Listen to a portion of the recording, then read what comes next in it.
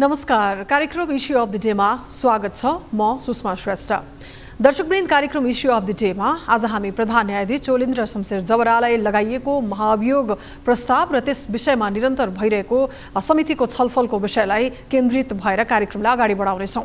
महाभियोगको सिफारिस समितिले बयानका लागि बोलाएका सर्वोच्च अदालतका कुनै पनि न्यायाधीशले सहभागी नहुने भनेर आफ्नो धारणा सार्वजनिक गरिसकेका छन्। सर्वोच्चको फुलकोट बैठकले स्वतन्त्र न्यायपालिका शक्ति पृथकीकरणको सिद्धान्त र नेपालको संविधानले अंगीकार गरेका मान्यताहरू समेतका कुनै पनि दृष्टिले संविधान सम्मत उचित र शोभनीय नहुने हुँदा छलफलमा सहभागी नहुने भनेर जानकारी गराएको हो।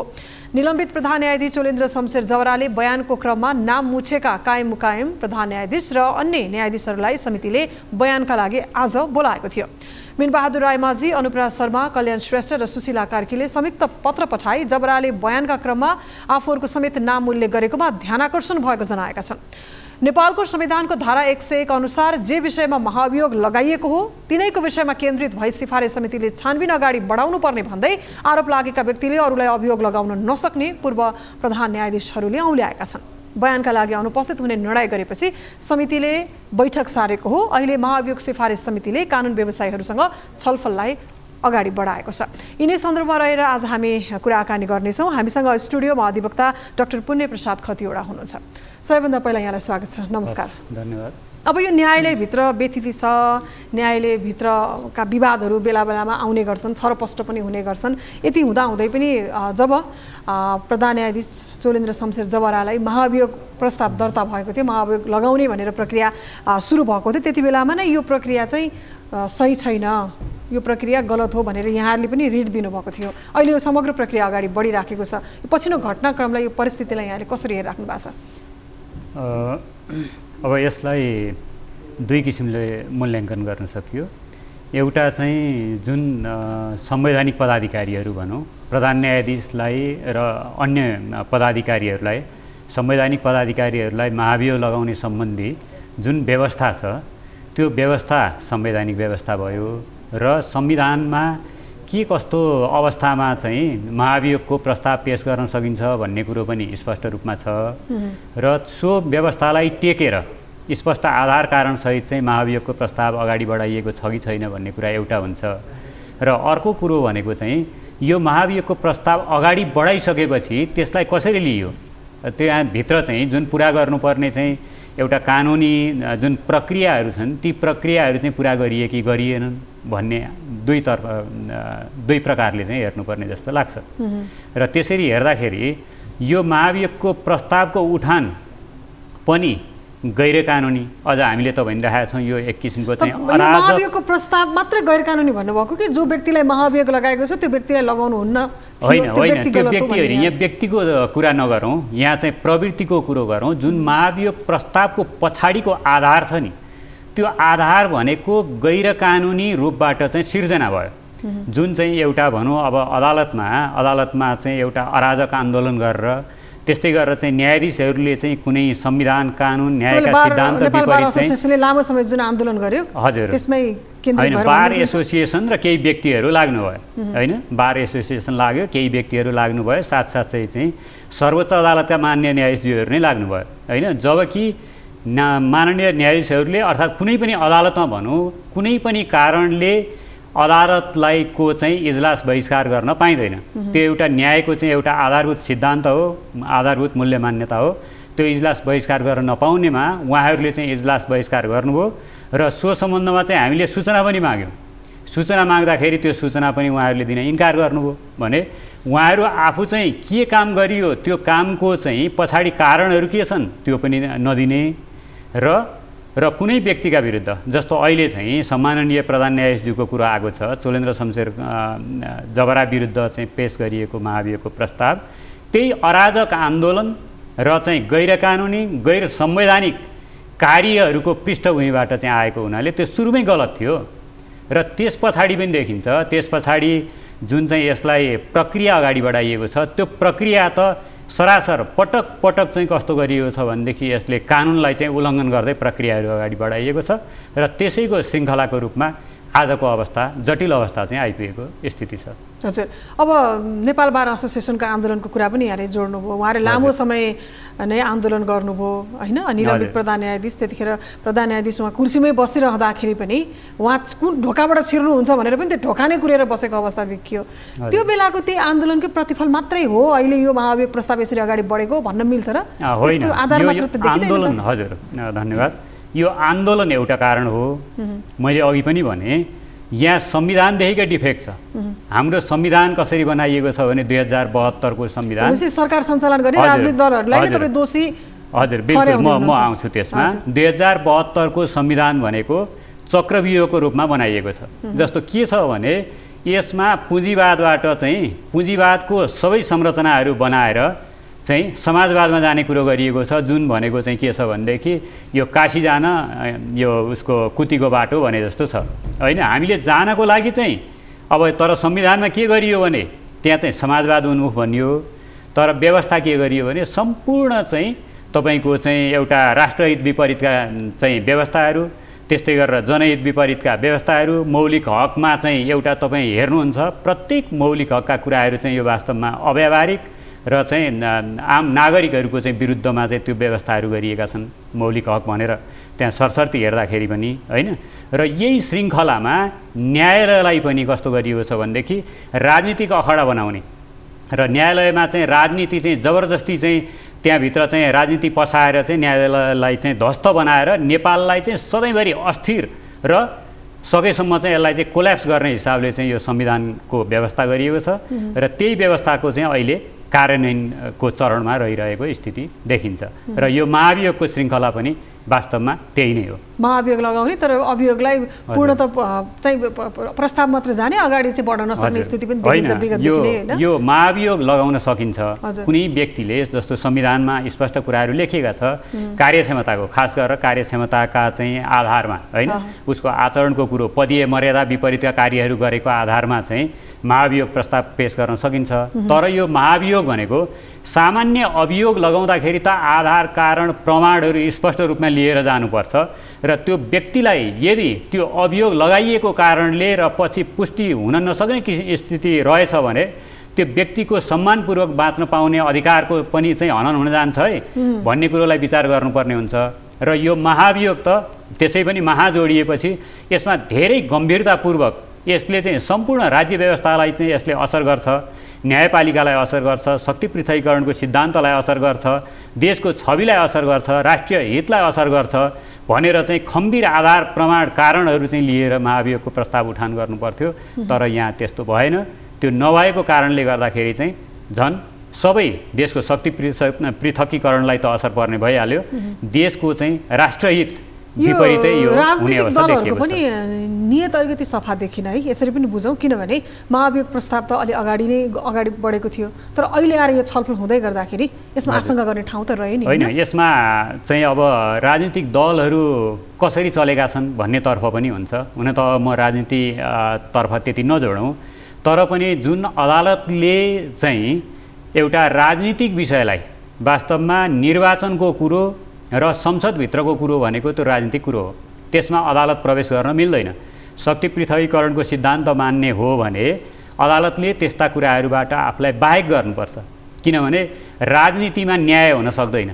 राजनीतिक कुरोको डिसिजन भनेको राजनीतिक हिसाबले नै हुन्छ। अर्थात् चाहिँ एउटा स्पष्ट रूपमा भन्ने हो भने राजनीतिक कर्मीहरूको डिसिजन गर्ने भनेको हो भने नागरिकहरू हुन्। नागरिकहरूले कसरी गर्छन् डिसिजन भन्दा निर्वाचनबाट गर्छन् र निर्वाचनको कुरो आउँदाखेरि अदालतले हस्तक्षेप गरेर चाहिँ यो निर्वाचनलाई चाहिँ न्यायिक विषय बनाइदिएपछि समस्या त हुने नै भयो। अदालत राजनीतिमा मुछियो र राजनीतिक कर्मीहरूमा देखिएको विचलन हामीले चाहिँ यो नेपालको राजनीतिलाई कसरी सुधार गर्न सकिन्छ र निर्वाचनलाई चाहिँ कसरी योग्य व्यक्ति छनौट गर्न सकिन्छ भन्ने लगायतका चाहिँ तमाम विषयहरूमा हामीले रिट निवेदन पनि दिएर धेरै रिट निवेदनहरू अहिले पनि विचाराधीन छन् र हामीले ती अभियानहरू पनि सञ्चालन गरिरहेका छौँ। तर नेपालको राजनीति भनेको स्वनिर्देशित छैन। यो चाहिँ कतैबाट चाहिँ निर्देशित, यो अमुक तरिकाले निर्देशित भएको कारणले गर्दाखेरि राजनीतिक नेताहरू जस्तो महाभियोगको कुरोमा चाहिँ सन्दर्भमा म जोडौँ, उहाँहरूले महाभियोग लाग्नुको प्रस्ताव पेश गर्नुभन्दा 2-4 दिन अगाडि पनि जस्तो शेरबहादुर देउवा प्रधानमन्त्री हुनुहुन्छ, उहाँले पनि यसमा चाहिँ विचार गर्नुपर्छ है, यो महाभियोग भन्ने कुरो त्यति चाहिँ हुँदैन भनेर उहाँले चाहिँ बोल्नु भएको छ। त्यस्तै गरेर प्रचण्डले जो यसका चाहिँ यो डिजाइनर हुनुहुन्छ यो वास्तवमा अहिलेको राजनीतिको, उहाँले भन्नुभएको छ होइन यो कुरोमा चाहिँ हामीले चाहिँ एउटा मध्यमार्गी धार ल्याउँछौँ भनेर चाहिँ उहाँले भन्नुभएको छ। तर उहाँहरूको चाहिँ एउटा जुन विचार छ, उहाँहरूको जुन चाहिँ त्यो विचार उहाँहरूले व्यक्त गर्नुभयो त्योभन्दा पनि बढी चाहिँ उहाँहरूलाई प्रेसर परेको कारणले गर्दाखेरि उहाँहरूको केही नलागेको र चाहिँ हठात सङ्केत यहाँले कतातर्फ गर्न खोज्नु भएको होइन, यहाँ सङ्केत देखिन्छ, स्पष्ट रूपमा सङ्केत देखिन्छ।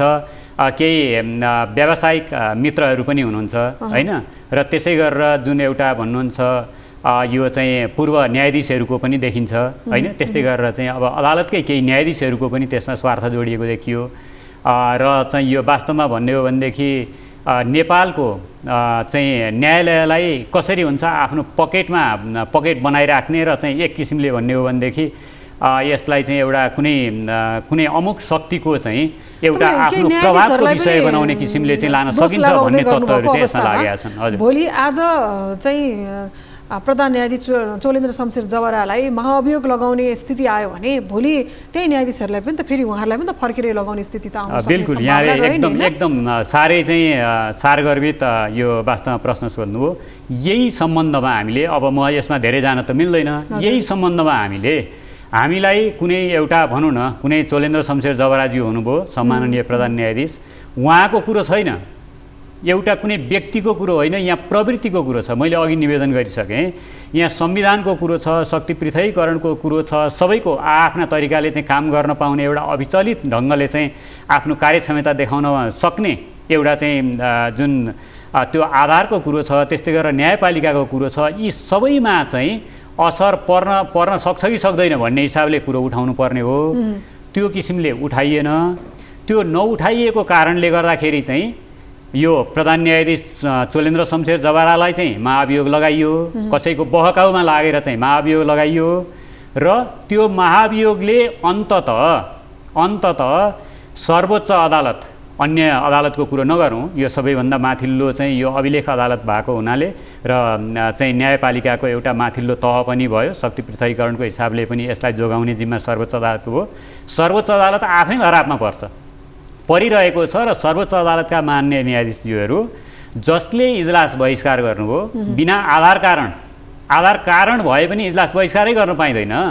तपाईँ कुनै एउटा बिदाको दिन समेत बन्दीको लागि चाहिँ तपाईँको इजलास चाहिँ खोल्नुपर्छ। त्यो हाम्रो संवैधानिक व्यवस्था छ, कानुनी व्यवस्था छ। त्यस्तै गरेर न्यायाधीशले त कुनै हालतमा इजलास बहिष्कार गर्न नसक्ने हुँदा हुँदै पनि उहाँहरूले बहिष्कार गर्नुभएको कारणले गर्दाखेरि ढिला सुस्ती छ नि होइन, हजुर त्यो त स्वीकार्नुपर्छ नि त। होइन, ढिला सुस्ती भन्ने अब यहाँलाई मैले बिचमा अलिकति गर्न थालेँ। अब ढिला सुस्ती भनेको यसलाई पनि चाहिँ विभिन्न दृष्टिकोणबाट हेर्न सकिन्छ। एउटा कुरो व्यक्तिको, खास गरेर न्याय सम्पादन गर्ने व्यक्ति र त्यसका सहयोगीहरूको के भूमिका छ भन्ने आधारले हेर्नुपर्ने हुन्छ। अर्को कुरो प्रक्रियाको आधारले हुन्छ। जस्तो यसमा न्यायमा चाहिँ दुईवटा कुरो छ। एउटा चाहिँ justice delayed is justice denied भन्छ, अर्को भन्छ justice hurried is justice buried भन्छ होइन। भनेपछि यो दुईटै कुरोलाई चाहिँ ब्यालेन्स राख्नुपर्ने हुन्छ। जस्तो ढिला सुस्तीको कुरो आएको छ, यो ढिला सुस्ती भएको छ धेरै मेन पावरहरूको कारणले भएको छ। जस्तो न्यायाधीशहरूको कारणले भएको छ, वकिलहरूको कारणले भएको छ, सेवाग्राहीको कारणले भएको छ। ती कुराहरूलाई चाहिँ हामीले कानुनलाई चाहिँ सुधार गरेर, प्रक्रिया सुधार गरेर, आफ्ना चाहिँ आचरण सुधार गरेर त्यसलाई हामीले समाधान गर्न सकिन्छ। एउटा भनौँ न पहुँचवाला जसको छ, बोलवाला जसको छ, त्यसकै भर्ती केन्द्र भयो भन्ने आरोप पनि लाग्ने गर्छ नि। त्यसकै एउटा यो वास्तवमा यो आरोप होइन, यो त यथार्थ हो। यो यथार्थ हो। हुन त पहिले पनि सत्ता यो वास्तवमा राज्य भनेको चाहिँ के हो भने एउटा सत्ता नै हो होइन, आधिकारिक सत्ता हो, त्यसलाई मान्ने हो। मात्रै के हो भने राज्यले आम नागरिकहरूलाई, जनसङ्ख्याहरूलाई चाहिँ कमभन्दा कम शोषण गर्छ भनेर त्यो सत्तालाई स्वीकार गरिएको होइन, स्वीकार गरिएको हो। तर हाम्रो जस्तो देशमा के भयो त भन्दाखेरि प्रत्येक आन्दोलनको हेर्नु है, आन्दोलन हुने कारण, आन्दोलनको व्यवस्थापनको कारण होइन, त्यसपछि चाहिँ नयाँ जुन चाहिँ हामीले व्यवस्था ल्याउँछौँ, संविधान ल्याउँछौँ, कानुन ल्याउँछौँ, ती सबै चाहिँ के भयो भने यथार्थलाई टेकेर होइन, त्यो चाहिँ कुनै शक्ति केन्द्रको, कसैको निर्देशनको भरमा आउने हुँदाखेरि अब स्वभाव त अब यहाँले जुन चाहिँ प्रश्न गर्नुभएको छ, अदालतमा न्यायाधीशहरूको नियुक्तिका कुराहरू, न्यायाधीश मात्रै होइन त्यहाँभित्र जे जति नियुक्ति हुन्छन् तिनीहरू शक्ति केन्द्रकै आडमा आउँछन्। चाहे तपाईँ जेसुकै भन्नुहोस्, तपाईँ चाहिँ अहिले लोकसेवाको कुरो गरेर चाहिँ आएकाहरू भन्नुहोस् होइन, अन्य तरिकाले चाहिँ प्रक्रिया पुरा गरेर चाहिँ आएका प्रक्रियामा जस्तो कुनै पनि न्याय फर्सेट गर्दाखेरि, मुद्दाको फर्सेट हुँदाखेरि त्यहाँ अलिअलि लेनदेन हुन्छ कि हुँदैन, कारोबार हुन्छ कि? किनभने यहाँनिर अहिले पछिल्लो समय चोलेन्द्र शमशेर जबरा प्रधान न्यायाधीशलाई महाभियोग लाग्दै गर्दाखेरि शेरबहादुर देउबाको सरकारले मन्त्री परिषद विस्तार गर्दा उहाँले आफ्नै जेठानलाई चाहिँ मन्त्री बनाउनको लागि पनि एक हिसाबले बार्गेनिङ गरेको, यो त स्पष्ट छ नि त। मन्त्री त हुनुभएको, फेरि यो विवादमा आएपछि उहाँले राजीनामा दिएर उहाँले पत्याग्नु पर्ने स्थिति आएको थियो। यस्तो त देखिन्छ नि, होइन? हजुर, होइन यस्तो छ। यो कुरो के हो भनेदेखि यो त्यसै पनि सानो देश नेपाल होइन, त्यसभित्र गएर जस्तो को व्यक्तिको को नाता पर्यो भनेर खोज्दै जाने हो भनेदेखि सबैको केही न केही नाता आउँछ होइन। त्यहाँभित्र चाहिँ पारदर्शी कुनै किसिमको चलखेल देखियो भने त्यसको आधार कारण लिएर आउनु पर्यो होइन, त्यो प्रष्ट रूपमा देखिनु पर्यो। अब त्यो नदेखिउन्जेल चाहिँ कुनै व्यक्तिको आफन्त भएकै कारणले नपाउने भन्ने कुरो त हुँदैन होइन। र उहाँले अब हुन त अब यसमा चाहिँ प्रधान न्यायाधीशले नै भन्नुभएको छ, मैले चाहिँ उहाँ हिजो अस्ति कहिले बयानमा भन्नुभएको छ मैले राजीनामा दिलाउन लगाएँ भन्नुभयो, उहाँको त्यो आफ्नो कुराहरू होला होइन। तर यहाँ त हरेकले, उहाँ मात्रै होइन हरेकले चाहिँ त्यस्तो गर्दै आएका छन्, त्यस्तो गर्दै आएको स्थिति छ र त्यो यथार्थ स्थिति छ। तर कसले कति गर्यो, कुन मात्रामा गर्यो भन्ने कुरो मात्रै छ। र यी सबैको चाहिँ वास्तवमा अहिले चाहिँ कोप भाजनको रूपमा चाहिँ अदालत र त्यसमा पनि सर्वोच्च अदालत हुनु परेको छ। सर्वोच्च अदालतको जुन चाहिँ हैसियत छ, यो प्रतिको जनास्था छ, भरोसा छ होइन, यसको चाहिँ एउटा न्याय सम्पादन गर्ने, न्याय दिने क्षमता छ। यो सबै कारणले गर्दाखेरि चाहिँ यसमा ह्रास आइरहेको छ। यो चाहिँ गम्भीर कुरो छ। हजुर, हामी तपाईँसँग फेरि पनि कुराकानी गर्नेछौँ। कार्यक्रम इस्यु अफ द डेमा अहिलेको लागि पालो भएको छ ब्रेकको।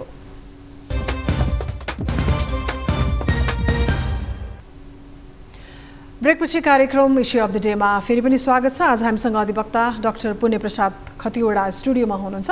महाभियोग प्रस्ताव जसरी लगाइएको छ प्रधान न्यायाधीश चोलेन्द्र शमशेर जवरालाई, त्यही प्रस्तावको लागि निरन्तर भइरहेको छलफल छ समितिको, र समितिको बयानमा चोलेन्द्र शमशेर जवराले आफ्नो जवाफ दिइसक्नु भएको छ। त्यसपछि केही न्यायपालिकाभित्रकै व्यक्तित्वहरूको नाम जोडिसकेपछि छलफलको लागि अगाडि बढ्ने भनेपछि उहाँहरूले छलफलमा सहभागी नहुने भन्ने किसिमको अभिव्यक्ति दिइसकेको प्रसङ्गमा पनि अब हामी केन्द्रित हुँदैछौँ। फेरि पनि यहाँलाई स्वागत छ। अब प्रतिनिधि सभाको महाभियोग सिफारिस समितिले बयानको लागि बोलाएको, तर बयानको लागि बोलाए पनि हामी जाँदैनौँ भन्ने किसिमको अभिव्यक्ति पनि आएको छ होइन। यसरी जाँदिनँ, म जान्दिनँ भनेर त्यसरी भन्न मिल्छ कि मिल्दैन, यो लागेको एउटा जिज्ञासा। अब यसलाई शक्ति पृथकीकरणको सिद्धान्तको आधारले हेर्ने हो भनेदेखि यिनीहरू न्यायालय र संसद भनौँ, यिनीहरू आपसमा स्वतन्त्र भए, एउटाले अर्कोलाई हस्तक्षेप गर्न मिल्दैन भन्ने छ। तर महाभियोगको सिलसिलामा चाहिँ महाभियोगको प्रस्ताव पेश भइसकेपछि यस्तो गम्भीर प्रस्तावको सम्बन्धमा जसलाई महाभियोग लगाइएको छ, आरोप लगाइएको छ, त्यो आरोपित व्यक्तिले चाहिँ प्रश्न उठाएका व्यक्तिहरूका बारेमा त बुझ्नु पर्यो नि। उहाँहरूले अब यसरी बुझ्दाखेरि एउटा त आरोपित व्यक्तिले चाहिँ प्रश्न आरोप लगाएका, थप आरोप लगाएका चाहिँ पोलेका व्यक्ति भनौँ, पोलेका भन्छौँ हामी, पोलेका व्यक्तिहरूले आफ्नो चाहिँ त्यसमा सहभागिता रहे नरहेको भन्ने कुरो एउटा क्लियर गर्ने ठाउँ हुन्छ। र अर्को भनेको संसदीय यदि चाहिँ मूल्य मान्यतालाई मान्ने र संसदको सर्वोपरितालाई चाहिँ मान्ने हो भनेदेखि त उहाँहरू जानुपर्ने हुन्छ। र यदि नजाने हो भने सर्वोच्च अदालतका मान्य न्यायाधीशहरू नजाने हो भनेदेखि यस सम्बन्धमा सर्वोच्च अदालतले न्यायिक रूपमा यसलाई व्याख्या गरेर चाहिँ रोक्नुपर्छ। तर फुल कोर्ट भनेको एउटा प्रशासनिक डिसिजन गर्ने चाहिँ एउटा बोडी हो। यो पूर्ण बैठक भनेको प्रशासनिक निर्णय मात्रै गर्छ। यसले संसदीय जुन चाहिँ यो महाभियोग सुनवाई समिति छ, त्यो सुनवाई समितिले प्रयोग गर्ने अधिकार भनेको अदालतको सरह हो। अदालतको निर्णयलाई अदालतले एक किसिमले भनौँ समन गरेको छ होइन, उहाँहरूलाई चाहिँ म्याद जारी गरेको छ, उहाँहरूलाई चाहिँ पत्र काटेको छ। त्यो पत्रलाई चाहिँ प्रशासनिक निर्णयले चाहिँ बदर गराउन, निष्क्रिय गराउन त्यो सक्दैन। त्यो गर्नु भनेको चाहिँ एउटा संसदको चाहिँ अवज्ञा गर्नु हो, यो संसदको चाहिँ वास्तवमा अधिकारको अवहेलना गर्नु हो। उहाँहरूले यदि नजाने हो भने न्यायिक निर्णय गर्नुपर्ने हुन्छ। जस्तो विकसित घटनाक्रमसँगै अब केही व्यक्तिहरूको नाम जोडियो, मुछ्यो भने ती व्यक्तिहरूलाई पनि छलफलमा बोलाउनु पर्छ भन्ने कुरा चाहिँ जोडेरै आउँछ हैन? यदि उहाँहरूले बोलाउनु भएन भने सिफारिस समिति जुन बनाएको छ त्यसको हैसियत के भन्ने पनि त प्रश्न उठाउने फेरि। सिफारिस समितिको हैसियत भनेको स्पष्ट रूपमा देखिन्छ। सिफारिस समितिले जब एउटा संवैधानिक अङ्गको प्रमुखलाई नै चाहिँ महाभियोग अर्थात् चाहिँ कारबाही गर्न उपयुक्त छ कि छैन भन्ने सम्मको चाहिँ अधिकार राख्छ, सिफारिस गर्ने अधिकार राख्छ भने उसले अरू सबैलाई चाहिँ बोलाउने र उपस्थित गराउने अधिकार पनि राख्छ र कसैको निर्णय भएको आधारमा चाहिँ उसले आफ्नो अधिकारलाई चाहिँ अन्यथा व्याख्या गर्न भनौँ न, उनीहरू चाहिँ आएन ल ठिक छ त छोडिदिउँ भन्ने त्यो चाहिँ त्यसो गर्दाखेरि चाहिँ संसदीय पद्धतिमाथि चाहिँ प्रश्न उठ्छ, संसदीय सर्वोच्चतामाथि प्रश्न उठ्छ।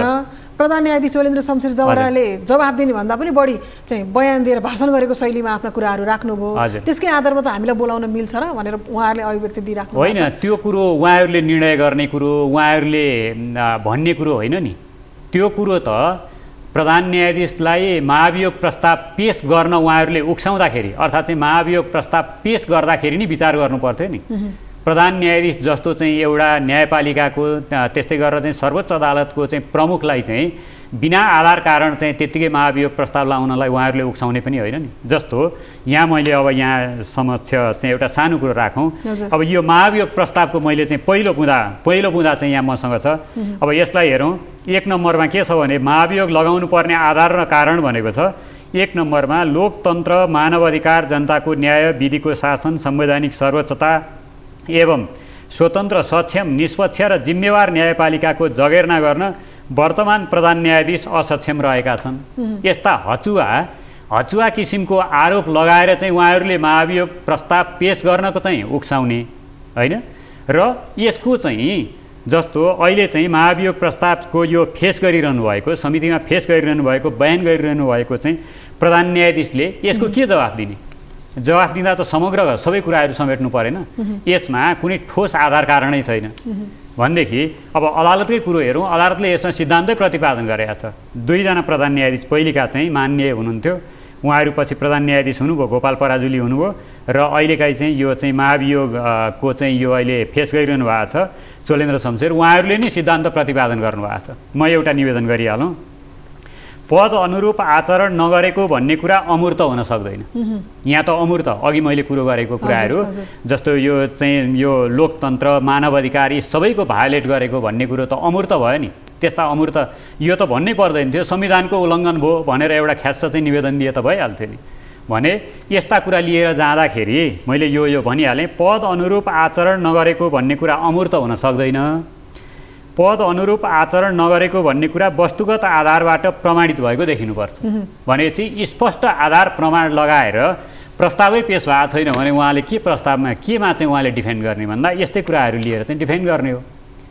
यो कुरो त स्वतः यो चाहिँ महाभियोग प्रस्ताव पेश गर्दै विचार गर्नु पर्थ्यो। यस्ता कुराहरू उठ्न सक्छन् भनेर चाहिँ कानुन व्यवसायहरूसँग परामर्श गरिराखेको स्थिति छ नि। उहाँहरूले पनि दिने सल्लाह यही नै हो होइन? उहाँहरू आउनै पर्छ, उपस्थित हुनै पर्छ, उहाँहरूलाई बोलाएर छलफलमा चाहिँ सहभागी गराउनै पर्छ। यस्तो छ, यो कानुन हेर्ने हो भने र संवैधानिक मूल्य मान्यता हेर्ने हो भने नेपाल आफै र यो चाहिँ यो जुन महाभियोग सिफारिस समिति छ यो स्वनिर्देशित छ। स्वनिर्देशित छ भनेर मान्ने हो भने उहाँहरूले आउनुपर्ने हुन्छ। नभएदेखि अलिकति यो कडा शब्द हुनसक्छ, उहाँहरूलाई प्रहरी लगाएर पनि उपस्थित गराउनु पर्ने हुन्छ। एउटा संवैधानिक चाहिँ पदाधिकारीलाई नेपालको चाहिँ एउटा चाहिँ प्रधान न्यायाधीशलाई आरोप लगाउने अनि प्रधान न्यायाधीशले चाहिँ पोलेका व्यक्तिलाई चाहिँ उपस्थित गराउन नसक्ने, प्रधान न्यायाधीशलाई दिनदिनै लगेर चाहिँ कठघरामा उभाएर चाहिँ तपाईँको बयान दिन चाहिँ लगाउने अनि उहाँहरूलाई चाहिँ जो पोलेका व्यक्तिहरू छन् तिनीहरूलाई उपस्थित गराउन नसक्ने हो भनेदेखि यो चाहिँ यो सिफारिस समितिको औचित्य के भयो, संवैधानिक सर्वोच्चताको औचित्य के भयो, महाभियोग सम्बन्धी व्यवस्थाको औचित्य के भयो र संविधानका समग्र चाहिँ यो शक्ति पृथकीकरण लगायतका चाहिँ व्यवस्थाहरूको औचित्य के भयो। त्यसले गर्दा मलाई चाहिँ लाग्छ अब कानुन व्यवसायी अन्य मित्रहरूले के कस्तो सुझाव दिनुहुन्छ त्यो त मलाई थाहा छैन, तर यो महाभियोग सिफारिस समितिले जुन किसिमले हिजो चाहिँ एउटा फुल कोर्टले चाहिँ एउटा निर्णय गर्यो भनिएको छ, त्यसपछि चाहिँ बाहिर केही व्यक्तिहरूले जस्तो चाहिँ पूर्व चाहिँ प्रधान न्यायाधीशहरू जसले चाहिँ यो विवाद आउँदाखेरि जस्तो महाभियोग प्रस्ताव पेश हुनुभन्दा अगाडि पनि उहाँहरूले चाहिँ यो विवादलाई समाधान गर्नतर्फ चाहिँ उहाँहरूले महत्त्वपूर्ण भूमिका निर्वाह गर्न सक्नुहुन्थ्यो। तर उहाँहरू कस्तो हुनुभयो भने पछाडि बसेर छिर्के हान्ने र चाहिँ केही व्यक्तिहरूलाई उकास्ने काम गर्नुभयो र चाहिँ यो जुन समाज भन्ने छ यो समाज आफैमा पनि वास्तवमा चाहिँ एक किसिमले भन्यो भने यो एनजिओ। अब पूर्व प्रधान न्यायाधीशहरूले एनजिओ खोल्न पाइन्छ भनेको, पूर्व न्यायाधीशहरूले एनजिओ खोल्न पाइन्छ? उहाँहरूले आफ्नो पदीय मर्यादा सर्वोच्च अदालत र न्यायिक मर्यादा भुलेर चाहिँ उहाँहरूले जुन किसिमले चाहिँ एउटा चाहिँ विदेशबाट आएको पैसाहरू चाहिँ एउटा हजम पार्ने किसिमले उहाँहरूले भूमिका निर्वाह गरिरहनु भएको छ।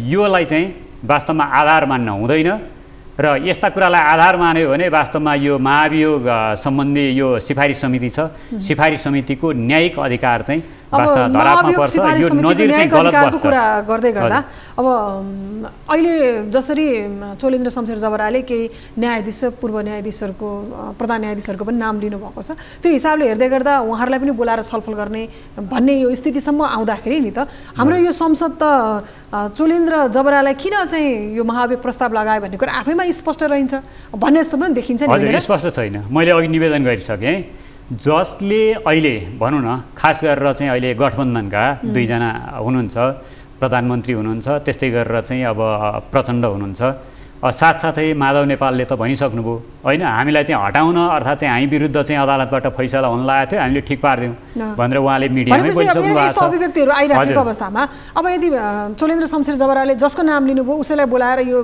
प्रक्रियालाई लेङ्गरिङ गरिरहने त लम्बाइरहने त पेन्डिङ गरिरहने त? यस्तो छ वास्तवमा यो कुरो अब अलिकति यसलाई समाधानतर्फ जाउँ न। समाधानतर्फ जाने हो भनेदेखि यसलाई चाहिँ सौहार्दपूर्ण तरिकाले र संसदको पनि मर्यादा हुने तरिकाले र न्यायालयको पनि मर्यादा हुने किसिमले र एउटा संवैधानिक अङ्गको प्रमुखको पनि चाहिँ मर्यादा हुने किसिमले चाहिँ यसलाई समाधानतर्फ जानुपर्छ जस्तो लाग्छ मलाई। र त्यस्तो समाधान भनेको जस्तो हामीले हेऱ्यौँ प्रस्ताव होइन, अब यो एउटा स्वतन्त्र किसिमको भनौँ एउटा चाहिँ आफ्नो विवेकले चाहिँ यसलाई अध्ययन गर्ने कुनै पनि कानुन पेसाकर्मी वकिलले यो प्रस्तावलाई जायज मान्नै सक्दैन। यस्तो प्रस्तावहरू जुन चाहिँ कारणहरूको चाहिँ र प्रमाणहरू चाहिँ स्पष्ट रूपमा चाहिँ उल्लेख भएका छैनन्। साथसाथै म यिनेर पनि जोडिहाल्छु संसदीय समितिको चाहिँ यो सुनवाई समितिको जुन कुरा छ, जुन अहिले हास्यास्पद किसिमको छ क्या यो सुनवाई समितिको, यसको चाहिँ जुन एउटा कार्य प्रक्रियाहरू भयो नि, कामहरू भयो नि, यस्तो हास्यास्पद किसिमले चाहिँ गइरहेको छ कि यसले प्रस्तावमा पेश नभएका प्रमाणहरू अहिले चाहिँ जुन चाहिँ अस्ति यो साउन 12 गते यो भदौ 12 गते चाहिँ यसले के गर्यो गोर्खापत्रमा सूचना निकालेर भनेदेखि ल कसका चाहिँ के प्रमाणहरू छन् तिमीहरू चाहिँ लिएर आऊ भनेर गर्यो। यो वास्तवमा प्रमाण सम्बन्धी कानुन एसोसिएसनले पनि पत्रपत्रिकामा छापिएका समाचार भन्दा अरू कुनै पनि प्रमाण पेश गर्न सकेको छैन। नेपाल बार एसोसिएसन एउटा एनजिओ हो, त्यसको कुरै नगरौँ। म पनि त्यो एनजिओको एउटा सदस्य छु, म सर्वोच्च अदालत बार एसोसिएसनको सदस्य छु। त्यो एनजिओ अहिले त्यो एनजिओको वास्तवमा त्यसको हैसियतको अर्कै कुरो छ, त्यतातिर नजाउँ।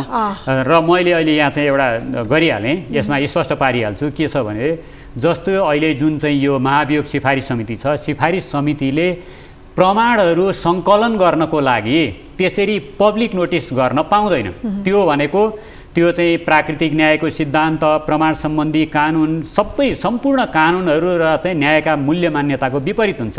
यस्ता प्रमाणहरू प्रस्ताव पेश गर्नु सँगसँगै लानुपर्छ। जस्तो सामान्य अभियोगको कुरो गरौँ, अभियोग कतिखेर चाहिँ दायर गरिन्छ अदालतमा भन्दाखेरि प्रमाणहरू सङ्कलन गरेर ती प्रमाणको आधारमा अभियोग तयार पारेर अनि सङ्कलन गरिन्छ। पहिले अभियोग लिएर जाने अर्थात् अहिले यो महाभियोग लिएर जाने 2 पानाको, अनि त्यसपछि प्रमाण खोज्ने, यस्तो पनि हुन्छ। यो त न्यायलाई चाहिँ सिधै न्याय सम्बन्धी मूल्य मान्यतालाई चाहिँ कोल्याप्स गर्ने यो एउटा षड्यन्त्र मात्रै हो। उहाँहरूको के किसिमले ध्यान पुगेन, अब यसमा चाहिँ उहाँहरूले विचार गर्नुपर्ने हुन्छ। अब संसदको आयु त सकिनै सक्यो भन्दा हुन्छ होइन, तर महाभियोग प्रस्तावको विषयमा उहाँहरू छलफलमै हुनुहुन्छ। अब यो संसदको आयु सकिएपछि के हुन्छ त? फेरि प्रधान न्यायाधीश चोलेन्द्र शमशेर जबरा सर्वोच्च रिटर्न हुने अवस्था रहन्छ कि अर्को सरकार गठन भइन्जेल फेरि पर्खिनु पर्ने हो कि के हुन्छ? होइन, यो यस्तो छ, अब प्रधान न्यायाधीश चोलेन्द्र शमशेर सर्वोच्च अदालत आउनुहुन्छ कि हुन्न भन्ने कुरो उहाँको व्यक्तिगत कुरा हो होइन। उहाँ अब चाहिँ आउन चाहे आउनुहुन्छ, आउन नचाहे आउनुहुन्न। अब अलिकति कुरो के हेरौँ भने अहिले महाभियोग यदि चाहिँ पेस भएर प्रतिनिधि सभामा पेस भएर सिफारिस समितिबाट प्रतिनिधि सभामा पेस भएर पारित भयो भने उहाँ स्वत अब पदमुक्त हुने स्थिति भइहाल्यो। त्योदेखि बाहेक यदि यो चाहिँ यो संसदको आयु सकिएपछि पनि अर्थात् चाहिँ सकिँदासम्म पनि यो महाभियोगको सम्बन्धमा चाहिँ निर्णय भएन भने यो महाभियोगको प्रस्ताव अर्को संसदमा अर्को चुनाव पछाडि चाहिँ सर्छ भन्नु चाहिँ यो सरासर यो हास्यास्पद हो। यो कानुन विपरीतको कुरो हो, न्यायका मूल्यमान्यता विपरीतको कुरो हो र सबभन्दा ठुलो भनेको त यो राजनीतिक रूपमा चाहिँ सबैलाई चाहिँ एक हिसाबले भनौँ अब यो राजनीतिक बेइमानीको कुरो पनि हुन्छ। यो समग्र यो गैर राजनीतिक हरकत हुन्छ। संसदको आयु नभएको हिसाबले गर्दाखेरि पनि यो महाभियोग प्रस्ताव यसरी छलफलमै केन्द्रित भयो, जहाँ पुगे त्योभन्दा अगाडि बढ्ने अथवा महाभियोग लाग्ने अवस्था देखिँदैन। त्यहाँ टुङ्गिन्छ र टुङ्गिनु पनि पर्छ। केही मित्रहरूले यसमा चाहिँ कुरो गर्नुभएको छ होइन, केही अब वरिष्ठ अधिवक्ताहरूले पनि यसमा कुरो गर्नुभएको चाहिँ अब त्यो मिडियामा पनि आयो। तर त्यस्तो होइन। यो महाभियोगको प्रस्ताव भनेको वास्तवमा यो राजनीतिक प्रस्ताव हो होइन। संविधानले चाहिँ सामान्यतया के गर्छ भने अदालतको अधिकार तीनटा चाहिँ तहलाई मात्रै दिन्छ, सर्वोच्च अदालत, उच्च अदालत र जिल्ला अदालतलाई दिएको छ। त्योदेखि बाहेक यो चाहिँ अदालत सरहको अधिकार, अझ भनौँ सर्वोच्च अदालतको प्रधान न्यायाधीशलाई समेत समन गर्न सक्ने भनेपछि यो सर्वोच्च अदालतको सरहको अधिकार दिएको छ भनेदेखि यस्तो अधिकारलाई दुरुपयोग गर्नु हुँदैन। यो राजनीतिक अधिकार हो। राजनीतिक अधिकार भनेको राजनीतिक जुन चाहिँ एउटा किसिमको संरचना चाहिँ सकिन्छ, त्यसपछि यो पनि स्वतः सकिन्छ। र अहिलेको हिसाबले भन्दाखेरि यो वास्तवमा चाहिँ अहिले जुन आइरहेको छ यो चाहिँ असोज 1 गतेदेखि चाहिँ यो संसदको आयु सकिने हुन्छ। त्यसपछि यो त्योभन्दा अगाडि उहाँहरूले निर्णय गर्न सक्नुभयो भने ठिक छ, निर्णय गर्न सक्नुभयो भने एउटा संवैधानिक पाटो होला, कानुनी पाटो होला। त्यहाँभन्दा पछाडि चाहिँ अब यो प्रस्तावको चाहिँ वैधता रहन्छ भन्नु भनेको यो नेपाललाई नै कोल्याप्स गर्ने चाहिँ एउटा जुन उहाँहरूको यो षड्यन्त्र छ, त्यो षड्यन्त्रलाई चाहिँ थप बल पुर्याउनु हो भन्ने स्पष्ट छ। हजुर, साथसाथै म एउटा कुरो भनिहालौँ, यहाँ अहिले चाहिँ के छ भनेदेखि यो महाभियोग सिफारिस समितिले जुन गर्नुपर्ने छ त्यो हेर्दाखेरि अब यो निकास त दिनु पर्यो। यो निकास दिँदाखेरि चाहिँ वास्तवमा यो मैले अघि भनिसकेँ, यी सब हचुवाका आरोपहरू छन्।